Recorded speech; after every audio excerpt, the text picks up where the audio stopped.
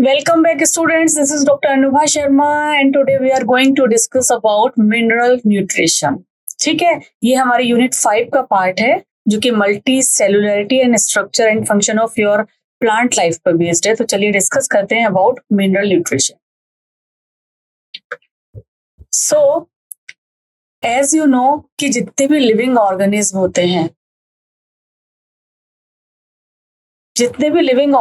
हैं, उनको अपने ग्रोथ एंड डेवलपमेंट के लिए कुछ मैक्रोमोलिक्यूल्स की जरूरत पड़ती है, राइट। बिना उसके क्या होगा, बिना उसके ना तो उनकी ग्रोथ हो पाएगी, ना उनके जो लाइफ के डिफरेंट फेजेस हैं प्लांट के केस में वो हो पाएंगे, क्योंकि हर जगह पे उन्हें क्या करना है, ग्रोथ है तो उन्हें प्रोटीन की जरूरत पड़ेगी, एनर्जी चाहिए तो उनको कार्बोहाइड्रेट एंड फैट की जरूरत पड़ेगी, ठीक है। किसी चीज का ट्रांसपोर्टेशन करना है तो उन्हें वाटर और डिफरेंट मिनरल्स की भी जरूरत पड़ेगी। तो इसीलिए जितने भी ऑर्गेनिज्म हैं दे रिक्वायर मैक्रोमोलिक्यूल्स, और इन मैक्रोमोलिक्यूल के स्ट्रक्चर के बारे में, इनके फंक्शन के बारे में हमने इनिशियली फर्स्ट यूनिट में पढ़ लिया है, ठीक है। तो अच्छा, मैक्रोमोलिक्यूल कौन कौन से हैं ये तो आपको बहुत अच्छे से पता है, जैसे कि फर्स्ट एग्जाम्पल हो गया carbohydrate, then protein is another example, and fat, ये मैक्रोमोलिक्यूल्स होते हैं, ठीक है। और जो माइक्रोमोलिक्यूल्स कौन से होते हैं, जो बिल्कुल कम अमाउंट में उनको जरूरत होती है, जो कि कैसे होते हैं, जो इनकी प्राइमरी यूनिट होगी, जैसे कि हम कह सकते हैं प्रोटीन के केस में जैसे अमीनो एसिड्स हो गए, या वो जिससे लेकर बने हुए हैं, है ना। तो जितने भी लिविंग ऑर्गेनिज्म हैं they require macromolecules for their growth and development, as well as with this macromolecule they also require water and certain minerals, ठीक है।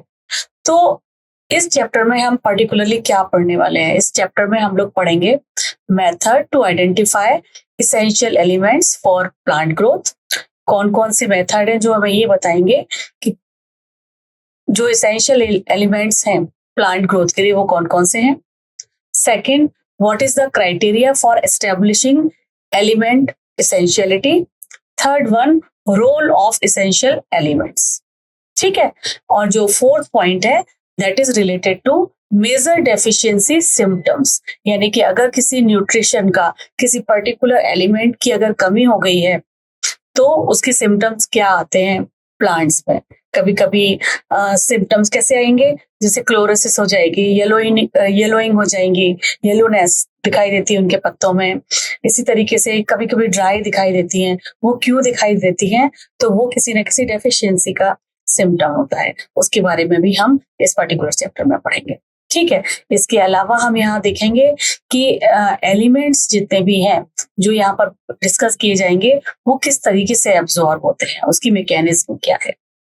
तो सबसे पहले इस चैप्टर की शुरुआत में हम ये जानेंगे कि हाइड्रोपोनिक्स क्या होता है, ठीक है। तो 1860 में जो जेवी सच नाम के जो साइंटिस्ट थे उन्होंने एक सॉइल फ्री मीडिया बनाया जो कि प्लांट ग्रोथ को करवा रहा था, और उसमें कुछ नहीं था, वाटर था और सर्टेन न्यूट्रिएंट जो एलिमेंट्स थे वो प्रेजेंट थे, ठीक है। तो सॉइल, उसमें सॉइल की जरूरत नहीं थी, उन्होंने सॉइल फ्री मीडिया बनाया। तो उन्होंने क्या डेमोन्स्ट्रेट किया, सॉइल फ्री प्लांट ग्रोथ। ये बड़ा ही चौंकाने वाला था, क्योंकि हम लोग तो यही मान के चलते थे कि भाई अगर प्लांट है तो वो सॉइल में ही उगेंगे, है ना।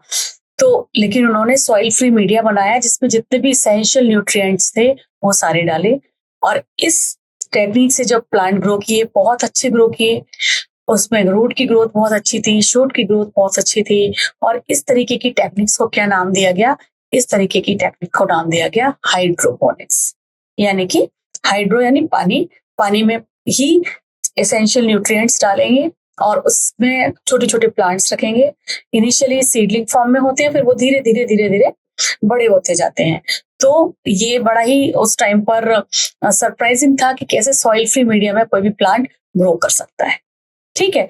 तो हाइड्रोपोनिक्स क्या होता है, सबसे पहले हम इस बारे में देखेंगे। ये देखिए इस पिक्चर में आप देख पा रहे हैं कि कितने सारे के सारे प्लांट्स जो है लगे हुए हैं, बिल्कुल फ्रेश ग्रीन आपको यहाँ दिखाई दे रहे हैं। ये जो ग्रो कर रहे हैं वो हाइड्रोपोनिक्स मीडिया में ग्रो कर रहे हैं। So it is a technique of growing plants in a defined nutrient solution without soil. सबसे इंपॉर्टेंट बात है कि इसमें सॉइल नहीं होती है, ठीक है, पानी में ही जितने भी एसेंशियल न्यूट्रिएंट्स होते हैं वो डाल दिए जाते हैं, टाइम टाइम पर वो मीडिया चेंज होता है। ठीक है, किसी किसी केस में एरेशन प्रोवाइड भी कर देते हैं, तो वहीं पर प्लांट जो है अपने न्यूट्रिएंट्स लेता है, क्योंकि ग्रोथ के लिए तो उसे मैक्रो या माइक्रो न्यूट्रिएंट्स चाहिए है, तो माइक्रो न्यूट्रिएंट्स वहां प्रेजेंट है, उनको लेके वो अपनी ग्रोथ करता रहता है। ठीक है, सो हाइड्रोपोनिक्स क्या है? It is a technique of growing plants in a defined nutrient solution without soil, use of purified water and mineral nutrient salt. ठीक है, तो यहाँ पर क्या होता है? एक तो प्योर वाटर होता है, इसमें मिनरल न्यूट्रिएंट सॉल्ट प्रेजेंट होते हैं, और इसमें ही प्लांट जो है इस न्यूट्रिएंट सॉल्यूशन में डाल दिया जाता है, जिसकी हर एलिमेंट की अपनी अपनी कॉन्सेंट्रेशन होती है, उसको स्टैंडर्डाइज ऑलरेडी साइंटिस्ट लोगों ने किया हुआ है, उतने ही अमाउंट में वो डाला जाता है। So plant cultured in nutrient solution with varied element concentration. ठीक है, so identification of essential elements and their deficiency symptoms. Hydroponics, जैसे कि आप देखिए इस पिक्चर में हमें बहुत अच्छे से नजर आ रहा है, कितने सारे छोटे छोटे प्लांट्स यहाँ अलग अलग रैक्स में लगे हुए हैं। कुछ बिल्कुल छोटे हैं, कुछ उससे बड़े हैं, फिर उससे बड़े हैं, और इस तरह बहुत ही सारे बड़े दिखाई दे रहे हैं, और एक जो टिश्यू कल्चर मेंटेन करते हैं वो अंदर उसको सुपरवाइज कर रहे हैं। यहाँ पर छोटे छोटे होल हैं, इन छोटे छोटे होल्स में अलग अलग टाइप की प्लांट्स लगे हुए हैं, और इस पूरी पाइपलाइन में एक तरीके का मीडिया भरा हुआ है इसमें और इसमें, जिसे हम MS बेसल भी कहते हैं। या हाइड्रोपोनिक्स जो मीडिया होता है उसका 1/4 अमाउंट एक्चुअली इसमें प्रेजेंट होता है। तो ये बेसिकली आपको ये बताने की मैं यहाँ कोशिश कर रही हूँ कि हाइड्रोपोनिक्स के थ्रू विदाउट सॉइल भी वेजिटेबल्स को ग्रो किया जा सकता है, और आजकल बहुत ग्रो किया जा रहा है। ठीक है, इस आर्टिफिशियल मीडिया में जो भी इसेंशियल इंपॉर्टेंट एलिमेंट्स है वो प्रोवाइड किए जाएंगे, उनको एक पूरे उस एरिया में suitable temperature, suitable light provide की जाती है। ठीक है, और वो फिर एकदम हेल्दी ग्रोथ के साथ जो है प्लांट्स निकल कर आते हैं। So hydroponics use to grow vegetables like कौन कौन सी है? जैसे कि tomatoes, seedless cucumber and lettuce, ये कुछ हैं, कुछ नहीं है, इसके अलावा भी बहुत सारे हैं जो हाइड्रोपोनिक के थ्रू ग्रो किए जाते हैं।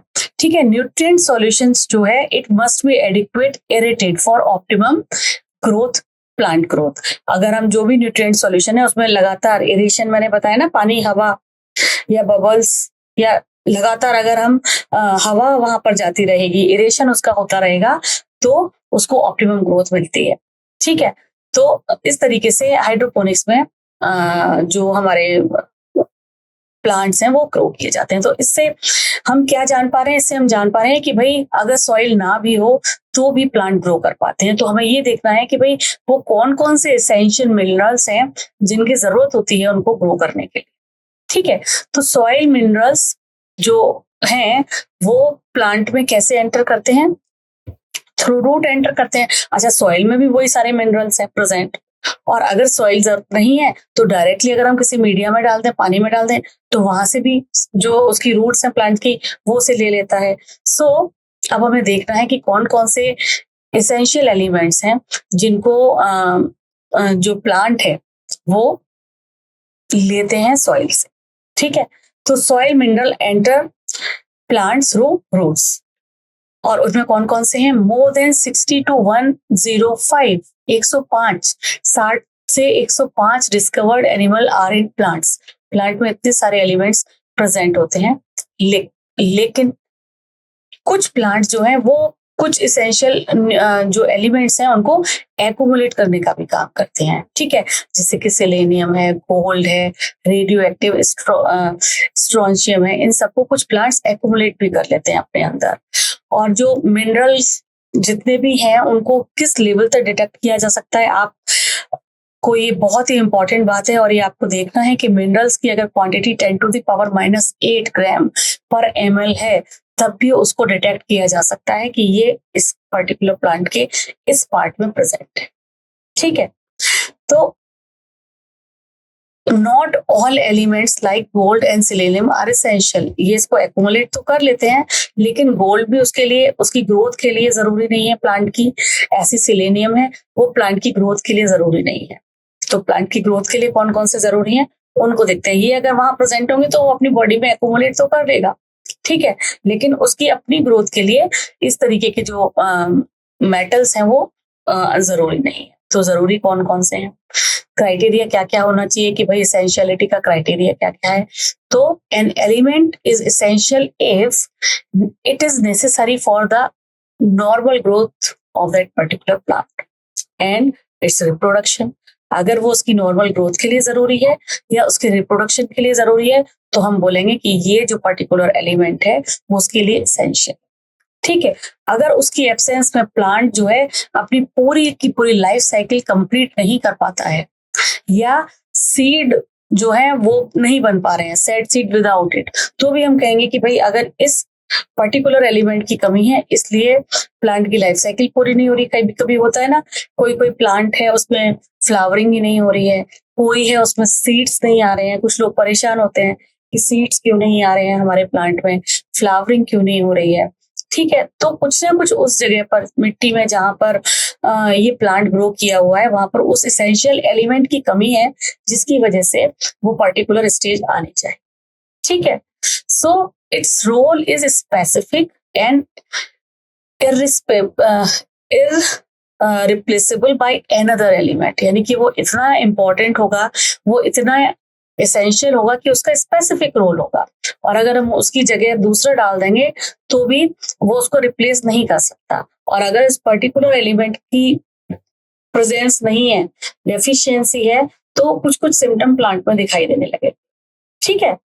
तो यहाँ पर हमें ये बताया जा रहा है कि अगर हम कैसे कहें कि कोई भी एलिमेंट कब इसेंशियल है, कब इसेंशियल है, जब उसकी प्रेजेंस जरूरी हो नॉर्मल ग्रोथ के लिए, उसकी प्रेजेंस जरूरी हो रिप्रोडक्शन के लिए, प्लांट अपनी लाइफ साइकिल को कंप्लीट ना कर पाए, सीड डेवलप ना कर पाए, तो हम कहेंगे कि ये पर्टिकुलर एलिमेंट उस प्लांट के लिए इसेंशियल, इसका रोल स्पेसिफिक होगा और कोई दूसरा एलिमेंट उसकी जगह डालेंगे तो वो उसको रिप्लेस नहीं कर सकता है, ठीक है। तो यही यहाँ पर बताया जा रहा है what is the criteria of essentiality. और ये डायरेक्टली जो एलिमेंट्स होते हैं डायरेक्टली प्लांट की मेटाबॉलिज्म में जो है इन्वॉल्व होते हैं, ठीक है, इसलिए भी ये बहुत ज्यादा इसेंशियल माने जाते हैं। चलिए अब देखते हैं कि कौन कौन से एलिमेंट इस पर्टिकुलर कैटेगरी में रखे गए हैं, इसेंशियल एलिमेंट की कैटेगरी में रखे गए हैं। चलिए तो देखते हैं, only few elements are absolutely essential for plant growth and metabolism. जैसे मैंने भी आपको एक स्लाइड 2 स्लाइड पहले डिस्कस किया था कि 60 से लेकर 100 105 तक एलिमेंट्स प्रेजेंट होते हैं उसके अंदर, लेकिन उसकी एसेंशियल ग्रोथ के लिए, प्लांट की एसेंशियल ग्रोथ के लिए कुछ ही एलिमेंट्स हैं जो जरूरी होते हैं। These essential elements are categorized based on their quantitative requirement, ठीक है। तो उनकी क्वांटिटेटिव रिक्वायरमेंट के आधार पर डिपेंड करते हैं, कुछ आएंगे मैक्रोन्यूट्रिएंट की कैटेगरी में, कुछ आएंगे माइक्रोन्यूट्रिएंट की कैटेगरी में, ठीक है। तो मैक्रोन्यूट्रिएंट की कैटेगरी में कौन से होते हैं, those are present in large amount, जो प्लांट टिश्यू में लार्ज अमाउंट में प्रेजेंट होते हैं वो मैक्रोन्यूट्रिएंट की कैटेगरी में होंगे।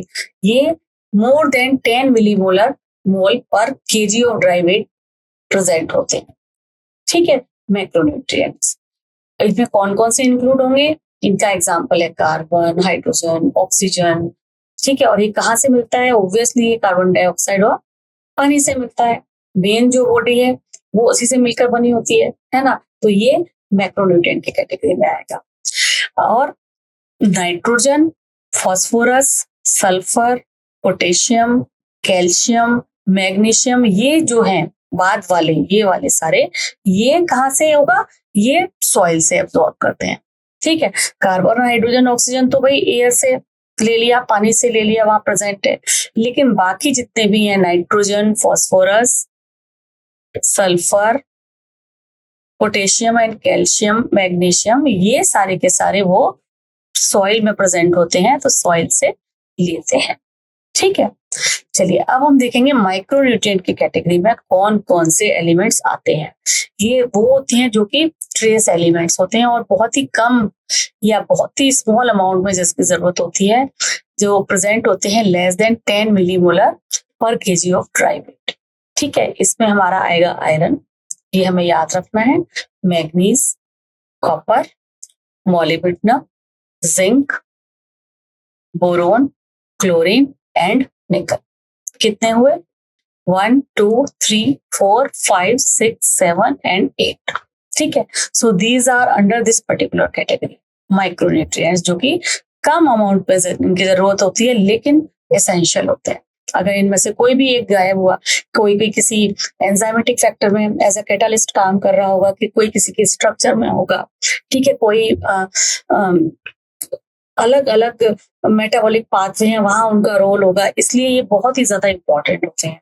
हालांकि कम अमाउंट में जरूरत है, लेकिन जरूरत है इनकी। अगर डेफिशिएंसी हो जाएगी तो डेफिशिएंसी धीरे धीरे प्लांट दिखाना शुरू कर देता है, इस सिम्टम्स उसके आने लगे। माइक्रोन्यूट्रिएंट, मैक्रोन्यूट्रिएंट के बाद अगले कौन से आते हैं? अगले आते हैं बेनिफिशियल एलिमेंट्स। ठीक है, तो in addition to 17 essential elements, जो एसेंशियल 17 एलिमेंट्स हैं, उनके अलावा there are certain other beneficial elements जो प्लांट को बेनिफिट करते हैं, जिसमें हमारे आएंगे sodium, silicon, cobalt and selenium. ये सारे के सारे बेनिफिशियल एलिमेंट में आते हैं। 17 है टोटल हमारे एसेंशियल एलिमेंट्स। ठीक है, ये हमें याद रखना है कितने एसेंशियल एलिमेंट? 17। इसके अलावा ये जो 4 हैं, sodium, silicon, cobalt and selenium, ये बेनिफिशियली एलिमेंट्स की कैटेगरी में आते हैं। तो categories of essential elements based on functions. First है स्ट्रक्चरल एलिमेंट। स्ट्रक्चरल एलिमेंट क्या करेगा? स्ट्रक्चर बनाने में हेल्प करेगा।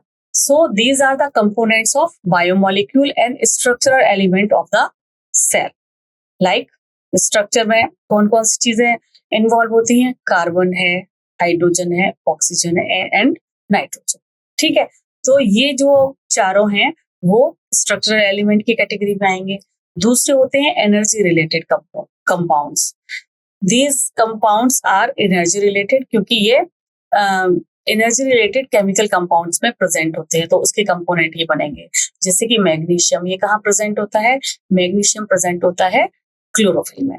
फॉस्फोरस एटीपी में प्रेजेंट होता है। एटीपी की फुल फॉर्म क्या है? एडिनोसिन ट्राइफॉस्फेट, तो फॉस्फोरस वहां पर प्रेजेंट होता है। ठीक है, तो ये कहां पर है? जहां पर भी एनर्जी रिलेटेड कंपाउंड्स बन रहे हैं, वहां पर प्रेजेंट होते हैं एनर्जी रिलेटेड एलिमेंट्स। ठीक है, तो दो अलग अलग मैंने आपको बताए। तीसरे हैं एंजाइम एक्टिवेटर या इनहिबिटर, जो एंजाइम की एक्टिविटी को एक्सेलरेट करते हैं, या मतलब कैटालिस्ट का काम करते हैं या इनहिबिट करते हैं। तो एलिमेंट्स दैट एक्टिवेट और इनहिबिट एंजाइम्स, वो कौन कौन से होंगे एलिमेंट्स? जैसे कि मैग्नीशियम आयन, ये हमें याद रखना है। It activates ribulose biphosphate carboxylase oxygenase enzyme. कौन से एंजाइम को एक्टिवेट करता है? रिबुलोज बाइफॉस्फेट कार्बोक्सिलेज या ribulose biphosphate oxygenase enzyme. And दूसरा है फॉस्फोइनोल पाइरुवेट पीईपी कार्बोक्सिलेज। यहाँ पर भी मैग्नीशियम आयन जो है एक्टिवेट करता है उसकी रिएक्शन को। So it is critical in photosynthetic and carbon fixation. ठीक है, वहां तो फिर यहाँ पर ये क्या कर रहा है? एंजाइम एक्टिवेशन में इसकी हेल्प हो रही है। जिंक, जिंक की अगर हम बात करें तो ये किस चीज को एक्टिवेट करता है? ये एल्कोहल डिहाइड्रोजिनेज एंजाइम में जब उसको उसकी एक्टिविटी को एनहांस करने का काम करता है। किसको? एल्कोहल डिहाइड्रोजिनेज को। मोलिब्डेनम ये एक्टिवेट करता है नाइट्रोजनेज एंजाइम की एक्टिविटी को ड्यूरिंग नाइट्रोजन मेटाबॉलिज्म।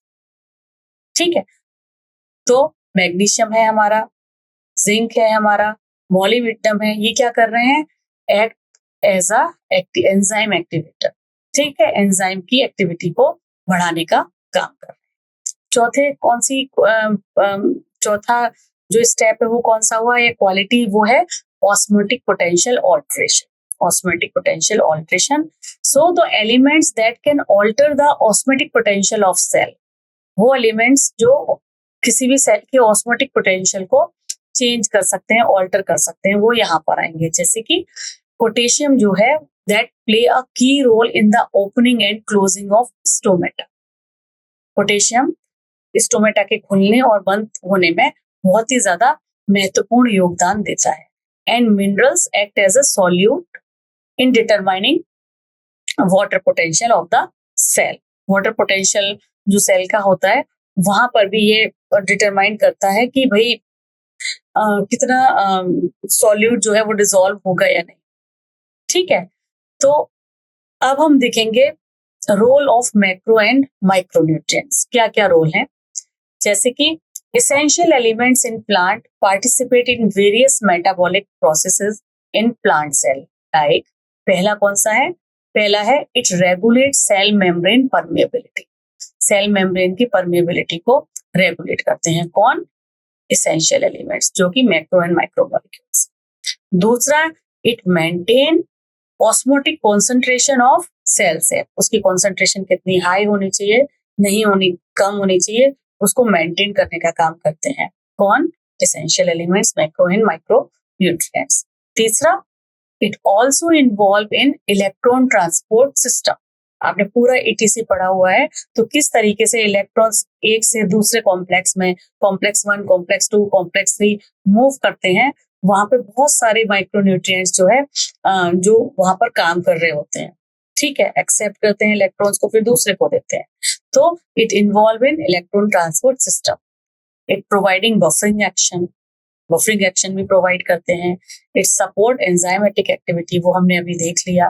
ठीक है, it also act as a major constitute of macromolecules and coenzymes. Macromolecule और कोएंजाइम में मेजर कॉन्स्टिट्यूट बनकर भी वहां पर पार्ट प्ले करते हैं, रोल प्ले करते हैं। ठीक है, तो ये इनके एसेंशियल एलिमेंट्स के फंक्शन हुए, या हम कह सकते हैं रोल। चलिए, फंक्शन क्या होंगे एसेंशियल न्यूट्रिएंट एलिमेंट्स के, जैसे कि नाइट्रोजन है, नाइट्रोजन बहुत ज्यादा अमाउंट में चाहिए होती है, और किस फॉर्म में एब्जॉर्ब होती है, ये NO3 के फॉर्म में एब्जॉर्ब होगी, NO2 माइनस और अमोनियम आयन, इन 3 फॉर्म में ये क्या है, एब्जॉर्ब होती है।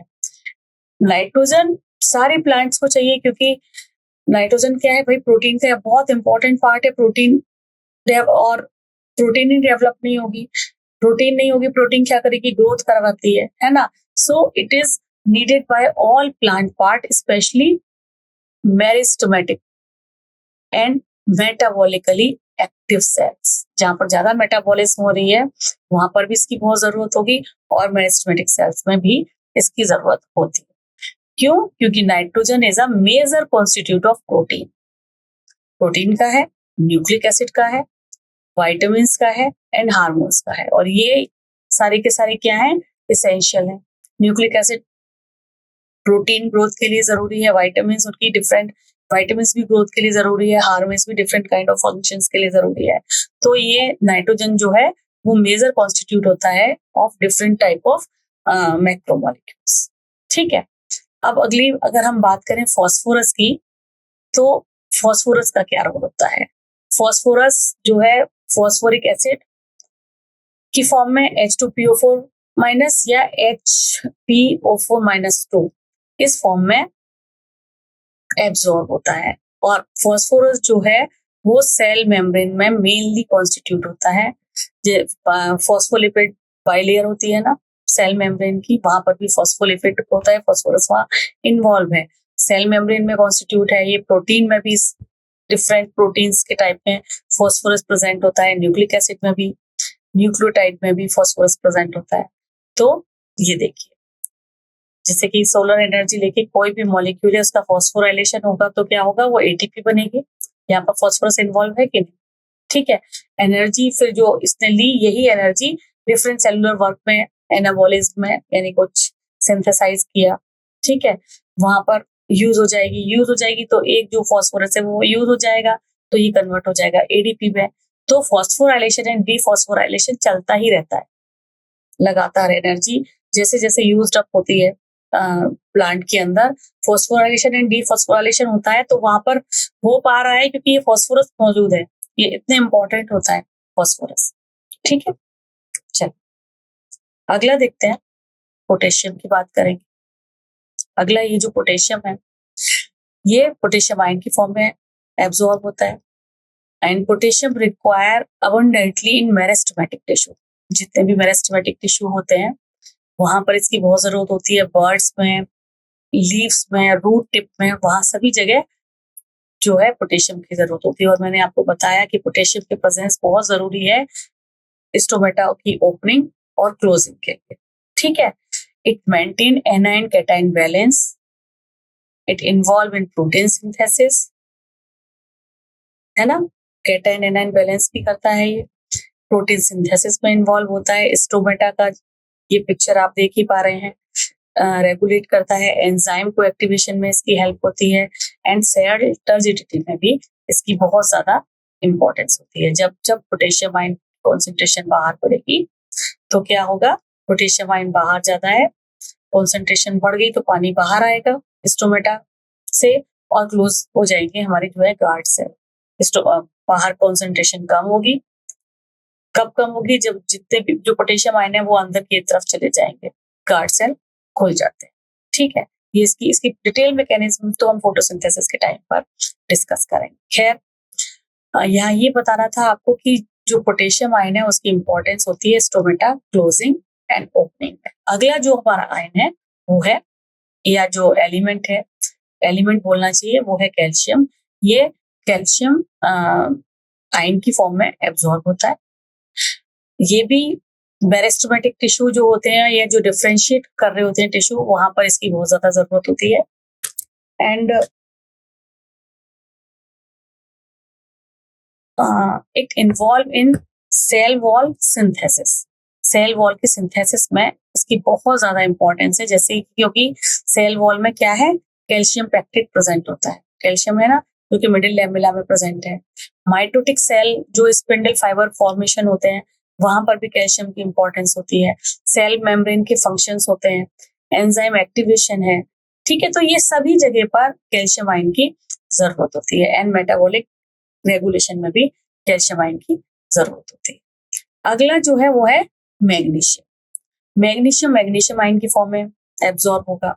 It activate enzyme of respiration photosynthesis. वहां पर एंजाइम एक्टिवेशन में ये कैटलिस्ट की तरह काम करता है। It involve in DNA RNA synthesis में भी मैग्नीशियम आयन की इंपॉर्टेंस होती है। ठीक है, ये आपको याद रखना है। It is the main constitute of chlorophyll and it help to maintain ribosome structure. Ribosome के स्ट्रक्चर को बनाने में या मेंटेन करने में इसकी हेल्प होती है, और ये क्लोरोफिल के मेन कॉन्स्टिट्यूट भी होता है। क्या, मैग्नीशियम। अगला जो एलिमेंट है वो है सल्फर। सल्फर आयन की फॉर्म में प्रेजेंट होता है। इट इज प्रेजेंट इन बहुत सारे अमीनो एसिड्स जो हैं, वो सल्फर कंटेनिंग अमीनो एसिड्स होते हैं, जैसे सिस्टीन है, मिथियोनिन है। ठीक है, ये हमें याद रखना है। सर्टेन कोएंजाइम्स हैं, वहां पर भी सल्फर प्रेजेंट होता है। बहुत सारे वाइटामिन्स हैं, जैसे कि थायामीन, बायोटिन, कोएंजाइम ए, इन सभी में सल्फर प्रेजेंट होता है। फेरिडॉक्सिन, है ना, इन सभी में सल्फर प्रेजेंट होता है। अगला जो एलिमेंट है वो है आयरन। आयरन भी Fe3 या आयरन की फॉर्म में प्रेजेंट होता है। ये it is important for electron transport protein like ferredoxin and cytochrome. Ferredoxin and cytochrome, chlorophyll formation and enzyme activation, वहां सभी पर क्लोरोफिल फॉर्मेशन में भी एंड एंजाइम एक्टिवेशन में भी आयरन की फॉर्म में प्रेजेंट होता है। आयरन बहुत ज्यादा रोल प्ले करता है। इसके बाद है मैग्नीज। मैग्नीज आयन की फॉर्म में एब्जॉर्ब होगा, है ना, और ये एक्टिवेट करेगा फोटोसिंथेसिस को, रेस्पिरेशन को and nitrogen metabolism. It is crucial for splitting water to release oxygen during photosynthesis.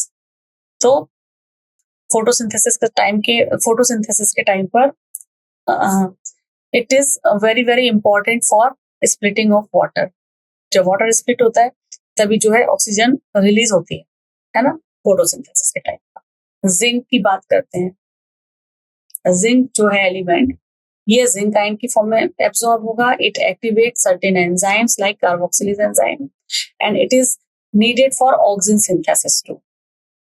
ठीक है, कॉपर आयन की फॉर्म में एब्सॉर्ब होगा and it is essential for overall plant growth metabolism, involve in redox reaction and enzyme functions.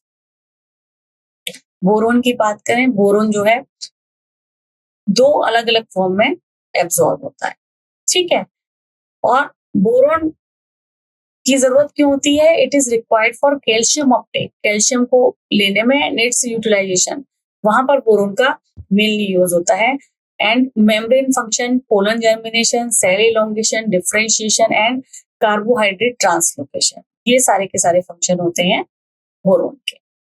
Molybdenum का क्या role रहेगा? Molybdenum का role होता है, एक तो ये मॉलिब्डेनम जो है MoO4+2 के फॉर्म में एब्सॉर्ब होगा, और ये बहुत सारे एंजाइम्स में एज अ कंपोनेंट प्रेजेंट होता है, जैसे कि नाइट्रोजनेज एंजाइम में प्रेजेंट होता है, नाइट्रिक रिडक्टेज एंजाइम में भी ये प्रेजेंट होता है। मॉलिब्डेनम पर काफी क्वेश्चन पूछे जाते हैं, ठीक है। और ये जो एंजाइम्स हैं ये सारे के सारे नाइट्रोजन मेटाबॉलिज्म में बहुत ज्यादा मेन रोल प्ले करते हैं, ये आपको पता ही।